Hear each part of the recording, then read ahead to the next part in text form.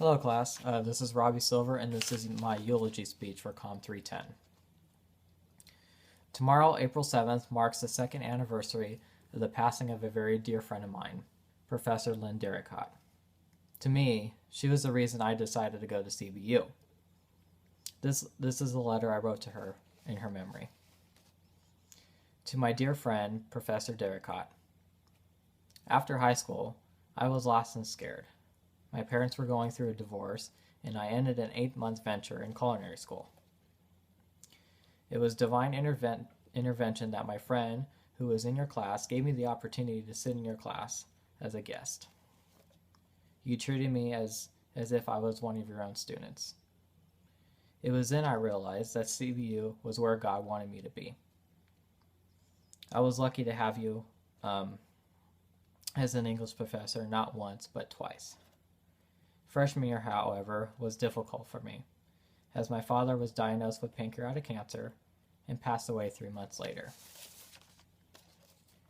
You took it upon yourself to convince the school to allow me to take an incomplete on all my classes so that I may finish up over the summer instead of having to retake all my classes in the fall. You called me every Sunday to make sure I was still fighting. I returned to school in the fall and had you again. Our last conversation was the one I treasured the most. I was having a hard time at work, and you asked me if I loved what I was doing, being a restaurant manager. I said no, not at all. You smiled and you said, if you don't love what you do, then walk away.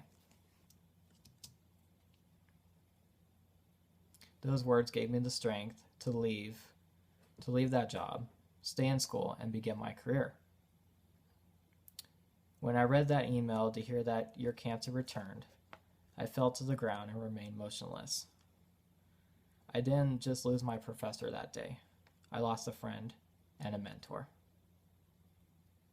Speaking at your funeral was such a great honor, especially to witness the CBU officials presenting your master's degree to your parents.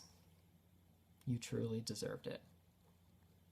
Every time I get angry at God over your death and my father's death, I remember the verse you showed me right before I gave my father's eulogy.